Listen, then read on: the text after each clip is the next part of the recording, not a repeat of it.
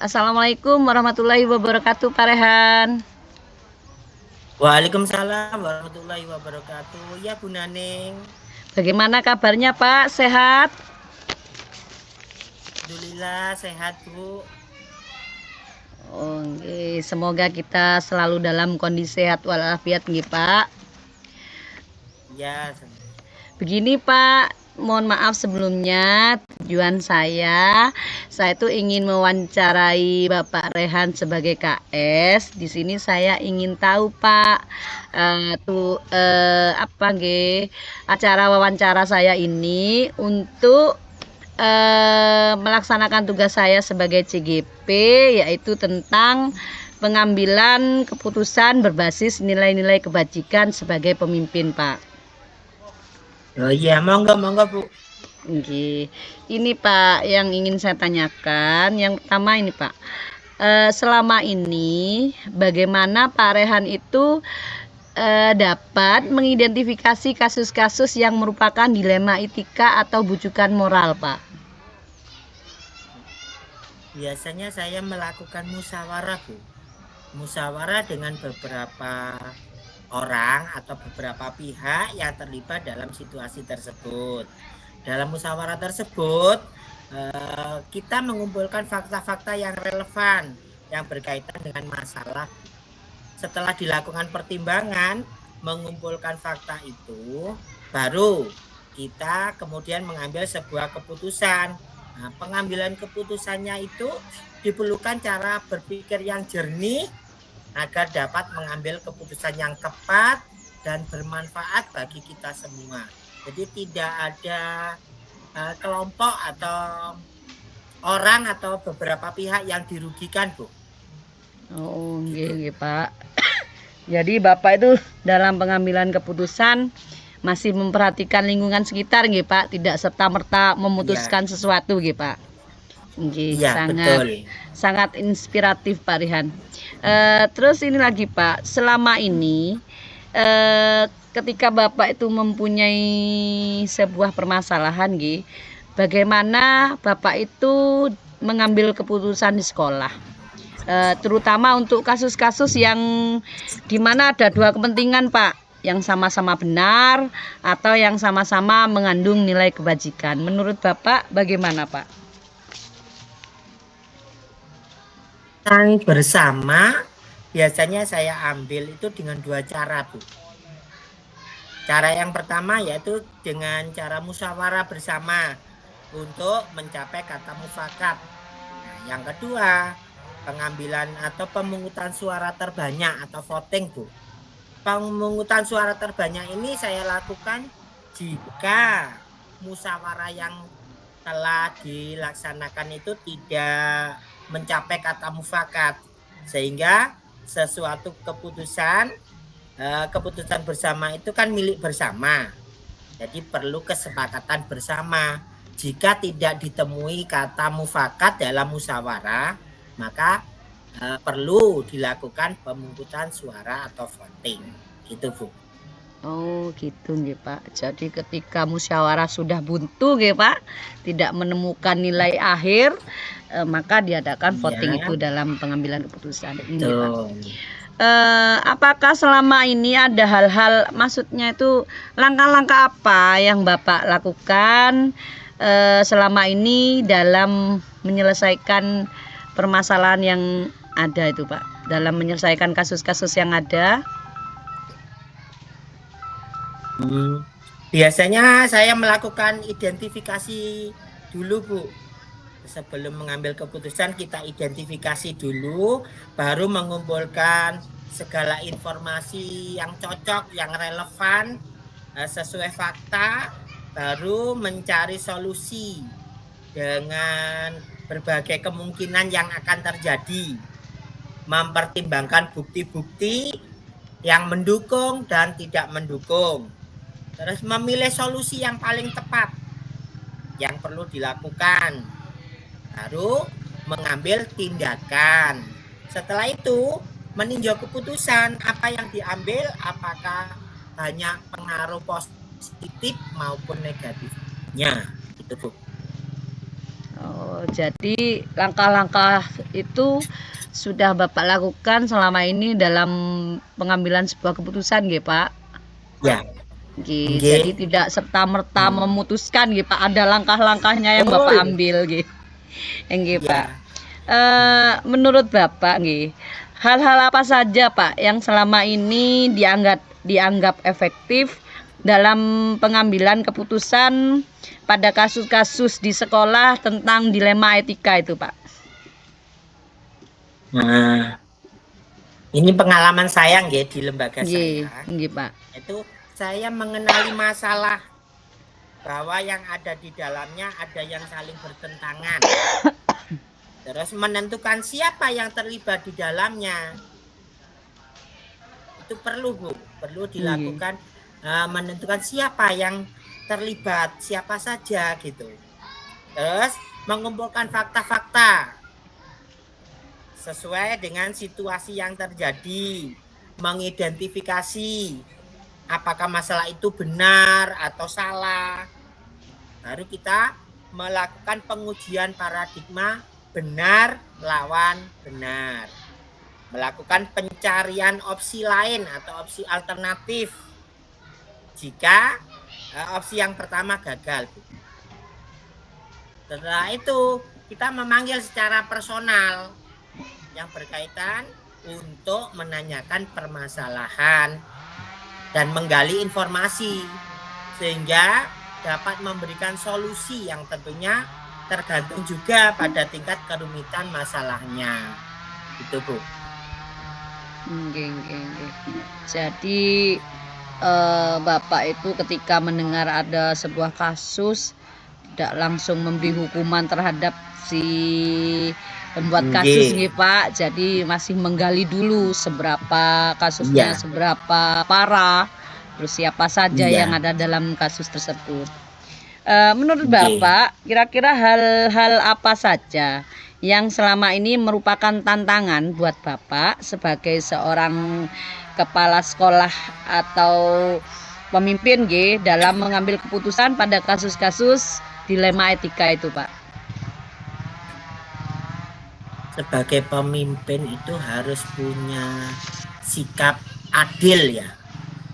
Sikap adil dan welas asih itu Bu. Jadi jika kita punya sifat adil dan welas asih atas perlakuan yang sama kepada setiap orang, setiap anggota, adanya perbedaan pendapat tentang sebuah keputusan, perbedaan latar belakang pemikiran, dan juga pemahaman seseorang kan berbeda-beda. Sehingga Pak, betul. Harus berusaha melawan kelompok besar. Jadi saling menghargai itu kuncinya, Bu.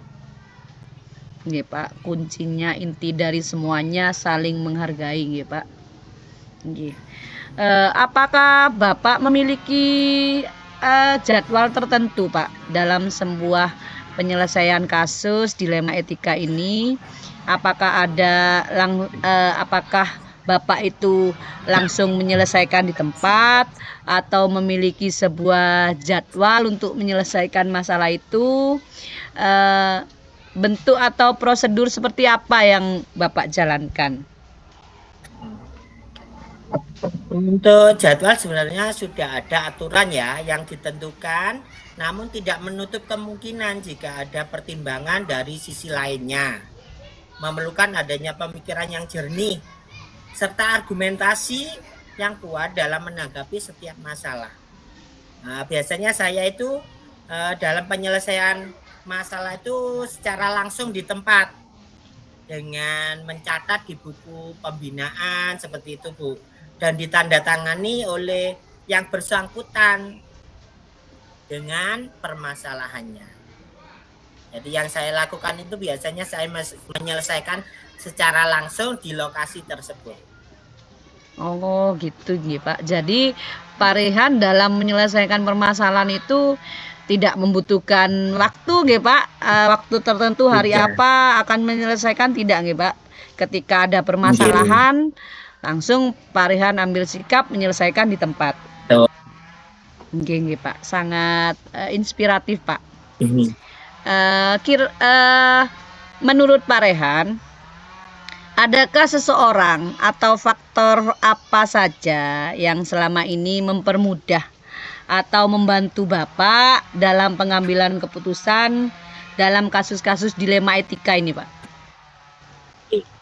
Sebagai pimpinan, sebagai kepala sekolah, saya biasanya selalu berkoordinasi gitu, dengan rekan guru, dengan wali murid, komite sekolah, maupun pengurus paguyuban, sehingga kita curhat gitu Bu.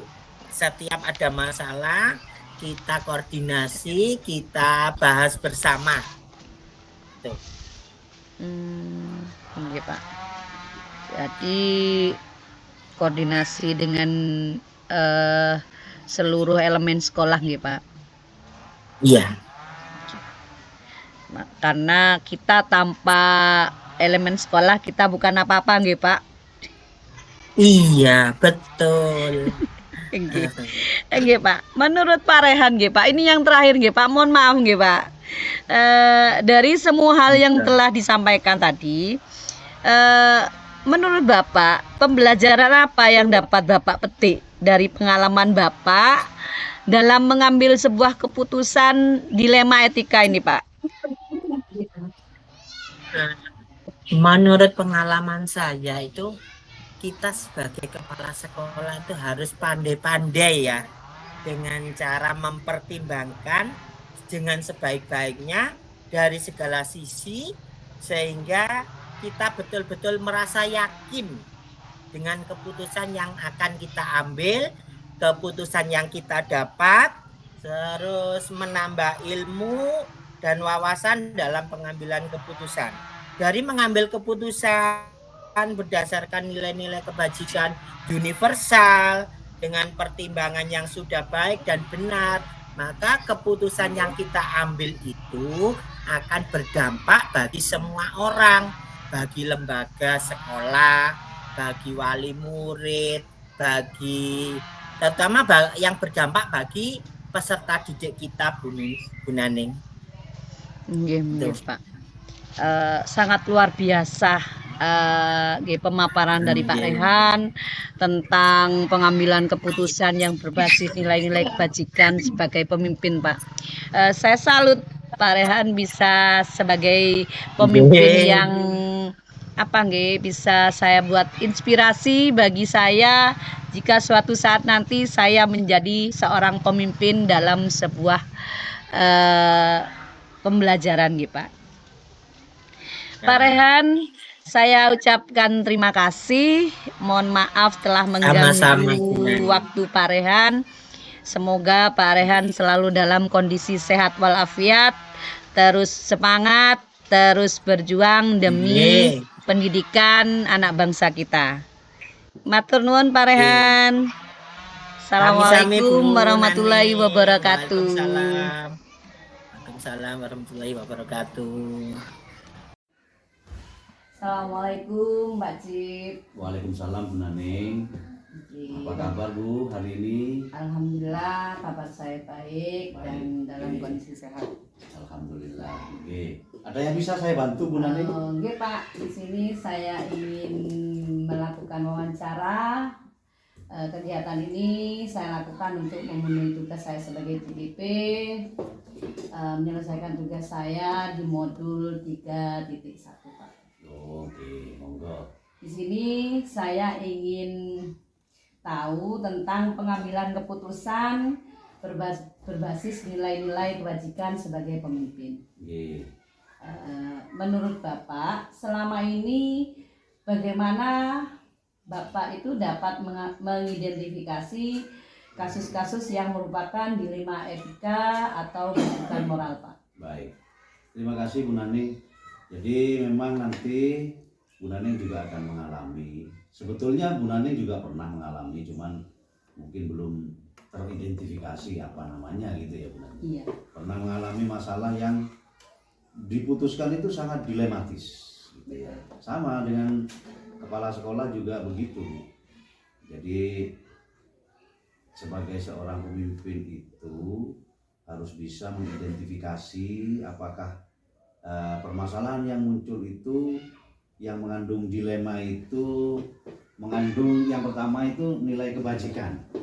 Nah, kan bertentangan itu ya, kalau kebajikan dengan ketidakbajikan ya tentu kita harus memilih yang baik kan gitu ya Bu ya. Kemudian ada lagi misalnya masalah yang muncul berkaitan dengan nilai-nilai kebajikan dan bujukan moral, misalnya karena kita ada kedekatan personal dengan seseorang sehingga kita kerepotan untuk memutuskan sesuatu. Maka dari itu kita harus memiliki skala prioritas.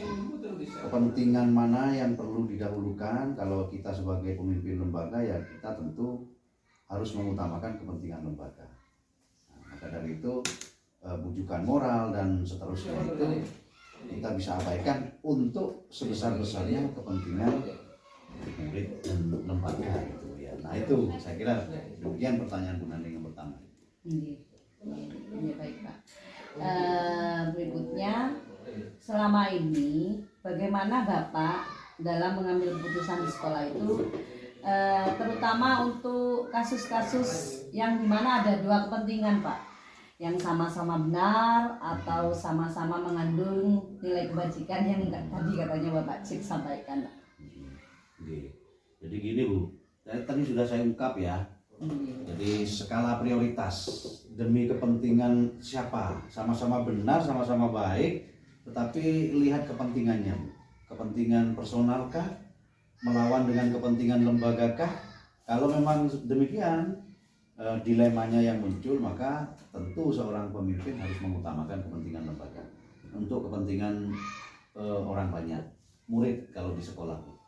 Nah, itu yang didahulukan. Misalnya gitu ya, kita menghadapi seorang guru yang sakit gitu ya, nggak bisa masuk secara terus menerus misalnya, dan itu kan dilematis juga gitu. Kita harus di samping prosedural gitu ya, akan tetapi ketika menghadapi hal-hal seperti itu kita lihat yang mengandung kebajikan kan sama-sama baik itu Bu. Ketika kita mau memutuskan, kalau guru sakit dipaksakan bagaimana kan gitu ya, sedangkan misalnya sekolah ini tetap harus jalan, maka ada nilai kreativitas seorang pemimpin di sini yang memandang kepentingan sekolah ini yang didahulukan tetap jalan, sementara guru bisa juga diperhatikan kepentingannya gitu. Jadi semuanya tidak buah si malakama. Akhirnya nanti keputusan ketika diputuskan tidak seperti buah si malakama, misalnya ya, dimakan buah ibu meninggal, tidak dimakan bapak meninggal. Nah itu agar tidak terjadi seperti itu, semua berjalan dengan win-win solution, maka kreativitas seorang kepala sekolah ya harus dipertaruhkan. Demikian saya kira Bu. Dalam pengambilan setiap keputusan itu pastinya ada langkah-langkah yang Bapak ambil, prosedur dalam pengambilan keputusan itu. Menurut Pak Cip, selama ini dalam pengambilan keputusan tersebut, kira-kira langkah apa Pak yang sudah Bapak lakukan selama ini? Menurut jenengan itu yang sudah jenengan lakukan, bukan kira-kira lagi gitu Pak, yang sudah Bapak lakukan. Ya, jadi ada masalah itu ada yang bersifat jangka pendek, jangka menengah, dan jangka panjang. Tentu kalau jangka pendek, ya tentu pendekatan personal ya, ketika kita akan memutuskan sesuatu agar semuanya berjalan baik, tidak menyinggung siapapun, tidak mengganggu kepentingan siapapun, tetapi justru mendukung kepentingan umum kepala sekolah gitu ya. Nah itu langkah-langkahnya begitu Bu. Kemudian kalau bersifat jangka menengah, misalnya seperti kita menyelesaikan masalah PNM gitu ya, tentu ada prosedur, ada langkah-langkah, ada waktunya, step by step untuk penyelesaiannya tidak seketika, karena memang langkah-langkah itu harus kita lalui, proses itu namanya ya, untuk menyelesaikan permasalahan yang muncul. Nah saya kira demikian Bu, dan langkah-langkahnya memang ada langkah-langkah prosedural, ada langkah-langkah humanis, kemudian ada langkah-langkah yang melalui pendekatan personal gitu. Saya kira begitu. Dalam pengambilan keputusan itu kan ada hal-hal yang dianggap efektif dalam pengambilan keputusan ya. Menurut Bapak hal-hal apa saja ya Pak yang dianggap efektif dalam pengambilan keputusan pada kasus-kasus dilema etika di sekolah Pak? Itu Bu ya.